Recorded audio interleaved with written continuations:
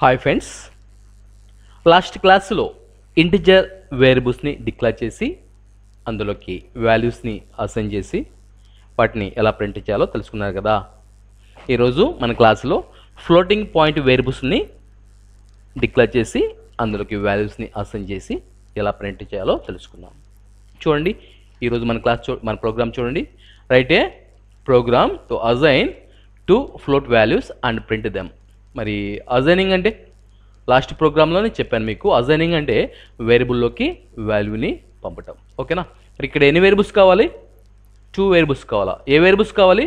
Float variables కావాలా? ఎందుకని floating point values store చేయాలంటే ఫ్లోటింగ్ పాయింట్ వేరియబుల్స్ కావాలా. ఓకేనా? మన ప్రోగ్రామ్ స్టార్ట్ చేద్దామా? చూడండి, ఇక్కడ మెయిన్ సి ప్రోగ్రామ్ ఎప్పుడు కూడా మెయిన్తో స్టార్ట్ అవుతుంది, మీకు ఆల్రెడీ చెప్పాను. చూడండి, దీని కింద వేరియబుల్స్ని డిక్లేర్ చేసుకోవాలి. ఇక్కడ మనకి ఏ వేరియబుల్స్ కావాలా? ఫ్లోట్ వేరియబుల్స్ కావాలి. మరి ఫ్లోట్ వేరియబుల్స్ని ఎలా డిక్లేర్ చేస్తారు? ముందు ఏం చేయాలి?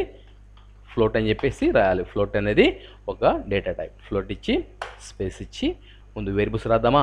ఏ కామా బి అనే 2 వేరియబుల్స్ని తీసుకున్నాను. మరి ఏలోకి ఎంత అసైన్ చేద్దాం? మరి ఏ వాల్యూస్ని అసైన్ చేయాలా? ఫ్లోటింగ్ పాయింట్ వాల్యూస్ని. ఫ్లోట్ అంటే డెసిమల్ పాయింట్ ఉండాలి. చూడండి, ఇక్కడ 1.5. ఈ 1.5 అనేది ఏంది? ఇక్కడ ఇప్పుడు ఈ చుక్కనే ఉంటారు డెసిమల్ పాయింట్ అంటారు. ఈ డెసిమల్ పాయింట్ ఉన్న ప్రతి వాల్యూని ఏమంటారని చెప్పాను? ఫ్లోటింగ్ పాయింట్ వాల్యూస్ అంటారు. ఓకేనా? లేదా ఫ్లోటింగ్ పాయింట్ కాన్స్టెంట్స్ అంటారు. చూడండి, ఏలోకి ఎంత అసైన్ చేద్దాం? 1.5 పంపిద్దామా?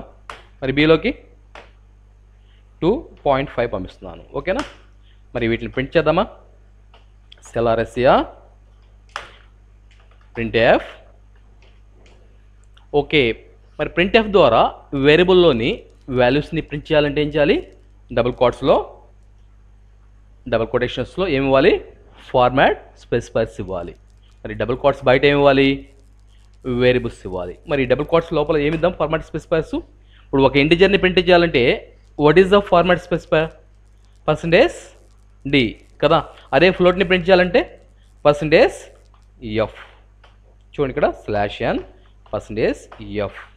చూడండి, ఇక్కడ డబుల్ కోట్స్ లోపల నేను ఫార్మాట్ స్పెసిఫైర్స్ ఇచ్చాను.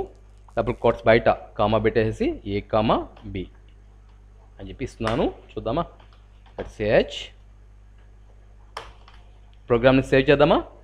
మరి సేవ్కి షార్ట్ కట్ ఏంది? F2. డైరెక్ట్గా F2 కొట్టి చూడండి, ఇక్కడ ఏ పేరుతో సేవ్ చేద్దాం?